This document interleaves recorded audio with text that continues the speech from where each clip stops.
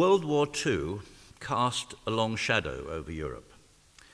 It taught us that incitement to religious hatred, just as much as incitement to racial or any other kind of hatred, can lead to genocide. When the curtain was finally lifted on the gas chambers and the murder of 6 million Jews, the civilized world was horrified and resolved that never again would untrammeled hatred stalk our streets. Our reaction was to adopt laws against racism and against incitement to hatred of any kind. The Universal Declaration of Human Rights established the absolute right of everyone to freedom of religion or belief, but limited the right to freedom of expression by banning expressions of hatred and incitement to violence. Above all, it taught us to respect the right of everyone to live their lives the way they chose. But then something went wrong. Our right to live our lives as we choose morphed into the right of community leaders to govern their communities the way they chose, without interference, to reintroduce ancient oppressive social norms, to treat women as second-class citizens, to dictate to their children who they should marry. Now, the liberal left, mindful as ever of where intolerance can lead, and indeed accepted and supported the right of these community leaders to reimpose their traditional values. And we saw cultural relativism used to defend the failed experiment of multiculturalism. So supine have we now become in the face of this new intolerance that the liberal left, the traditional guardians of our freedom, have been complicit in helping deny the human rights of vast numbers of our fellow citizens, those who happen to have had the misfortune to be born into minority communities. The continuing power of influence of organized religion has its roots in the idea that religion is, by and large, on the whole, benign. This belief is fostered not only by religions themselves, but by many of our political leaders. How often have we heard our political masters, including former US President George W. Bush, claim that Islam is a religion of peace? Of all people, you would have thought he would have known better. Incredibly, this idea persists despite the almost daily scenes of Islamist demonstrators calling for death to democracy and for freedom to go to hell. But this phenomenon is not new. It was explained almost 2,000, or over 2,000 years ago by the Roman statesman Seneca. He said, "To the ordinary citizen, all religions are equally true. To the philosopher, all religions are equally false. And to the rulers, they are all equally useful." 1,100 years ago, the Arab scholar Abu Bakr al-Razi attributed the hold of religious belief on society to our propensity for imitating and copying others, and to the close alliance between the clerics and political rulers, and to the fact that when religious ideas become accepted wisdom through familiarity and habit, they cease to be questioned. So nothing much has changed in 2,000 years. Islamism is getting a free ride in Europe because it has succeeded in presenting itself as mainstream Islam, and as a religion is therefore out of bounds for criticism in polite society. The reality, of course, is somewhat different. In the words of Amir Tahiri, Islamism is a political system masquerading as a religion. Hardline imams preaching hatred of the West are given free access to our prisons to poison the minds of young Muslims with tales of victimhood and depression. And of course, these lessons are reinforced when they get out of jail and find that, like many other ex-cons, they can't get a job. Would our politicians, at the height of the Cold War, have been willing to give Soviet agents free access to our prisons to indoctrinate young prisoners with communist ideology? I don't think so. But the fact that these hardline imams are given free access illustrates the extent to which the Islamist ruse has succeeded. Christianity, Hinduism, and Sikhism have been quick to learn from the Islamists that the squeaking wheel gets most grease. Leaders of all three religions have recently been squealing about what they claim to be discrimination against them, when what they're really complaining about are reasonable restrictions on their ability to discriminate against others. I'll give you just one example. In April this year, a self-described militant atheist was given a 6-month prison sentence, suspended for 2 years, and banned from carrying religiously offensive material in a public place for 5 years, after leaving some religiously offensive cartoons, including one from the Times. You know how religiously offensive they can be. He left these in a prayer room at Liverpool Airport.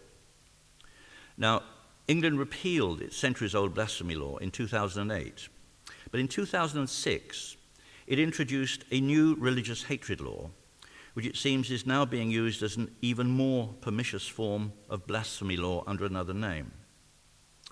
You can now be given a 7-year prison sentence for causing religiously motivated distress to someone in the United Kingdom. Compare that case, however, with that of a Muslim man who in December 2009 daubed a war memorial in Burton-on-Trent with the words, "Islam will dominate the world, Osama is on his way," and "Kill Gordon Brown." Now, he was given a conditional discharge despite the incitement to kill, which happens to be expressly forbidden in English law. Where are we heading? Europe is facing immense demographic changes, and many people are worried about what this will mean for European culture and values. I would recommend an article by Eric Kaufmann in the April edition of Prospect magazine, in which he reports on a research project that has produced the first rigorous projections of the religious composition of 16 European countries up to the year 2030. Now, one of the important indicators of the future attitudes of Europe's Muslims is that, according to Kaufmann, young Muslims under 25 are as devout as those over 55, and that's a pattern that's not matched by any other religion. And that, I would suggest, is a direct result of the Saudi funding of hardline mosques. Now, given the tradition of arranged marriages and religious taboos against Muslim girls marrying non-Muslim men, marrying outside the religion is rare. And devout parents usually breed devout children. So I would suggest that the prospects for an increasingly secular Muslim population do not look good. Even assuming European Muslim fertility declines to the level of that of the indigenous population by 2030, which seems unlikely given the increasing influence of fundamentalism, then the Muslim population of Sweden will have reached about 14% by 2030, Austria 11%, and France 9%. These figures are down to Kaufmann from this report I mentioned earlier. Now, since most of those immigrants will be living in our largest cities, we can see that many inner cities will have Muslim-majority populations even before that date. And if the assumption about declining Muslim fertility rates is wrong, and the present decline should stop, we could see a far higher proportion of Muslims in our population by 2050. Now, one of the arguments we hear in favor of immigration is that with declining birth rates among Europe's indigenous aging population, we need immigrants to fill the labor force. But unemployment figures among the immigrant population give the lie to that argument. Now, that's clearly based on the desire of employers to have a continuing supply of cheap labor.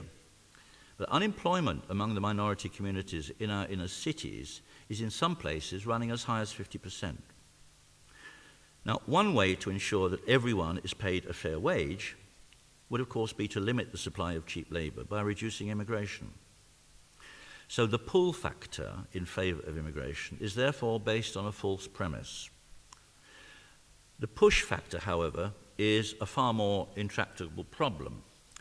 Now, world population has trebled during my lifetime, from 2.3 billion in 1937 to around 6.9 billion today. The population of Africa has doubled in the last 30 years, from 500 million to about 1 billion today, and many countries now have populations that exceed their long-term carrying capacity.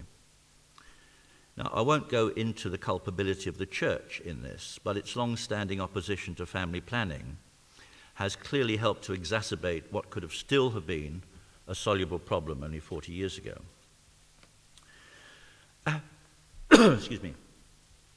Africa's problems are made worse by the fact that a large proportion of its agricultural production goes to feed us in the West. We therefore have the awful paradox that many ordinary Africans are too poor to eat the food they produce. Many of the armed conflicts we now see in Africa are over increasingly scarce resources, of which water is by far the most important. According to a recent NASA survey, the continent is already losing enough groundwater each year to supply the annual needs of 300 million Africans. So by that single measure alone, the population of Africa already exceeds its long-term carrying capacity by 300 million. Now, we in the West cannot stand by and see those people starve. But what we ought to be doing is helping Africa to begin to live within its means. And that means foreign aid. But not as we know it, Captain. Forget the dams, the arms exports, the massive infrastructure projects. We need to spend money on reducing the level of maternal and infant mortality. And that must include a major investment in primary health care, including family planning, and in education, particularly of girls. We also need to invest in improving the quality of governance, a far more difficult problem because it means moving power away from the military and the corrupt and into the hands of the enlightened. It also means taking measures to cut down bureaucratic inefficiencies, which, when combined with corruption, make economic development far more difficult. But while population growth remains unchecked, immigration pressure will increase, and our enlightened humanitarian instinct will of course be to offer refuge to the starving. It seems highly probable, therefore, that the rate of immigration into Europe will actually increase unless we're prepared to turn our backs on the poor and hungry and create something akin to a fortress Europe. But pressure is increasing to do just that. The sight of young Muslim extremists demonstrating against freedom and democracy, demands for special recognition for Islam, for prayer rooms and time off for prayers in the workplace, for censorship of any criticism of Islam, death threats against those who are perceived to have insulted Islam. All of these add to the negative perception of Muslims and Islam among the indigenous population, and all add to the pressure on governments to halt immigration from Muslim countries. But I hope it's clear that whether we like it or not, and whatever we do now, we are faced with the absolute inevitability of an increasingly Muslim population in Europe. Misguided policies of uncontrolled immigration and multiculturalism have led to the creation of ghettos in our cities with large numbers of unemployed and unemployable young people who fall easy prey to the rhetoric of the fundamentalists. Okay, that's the scene.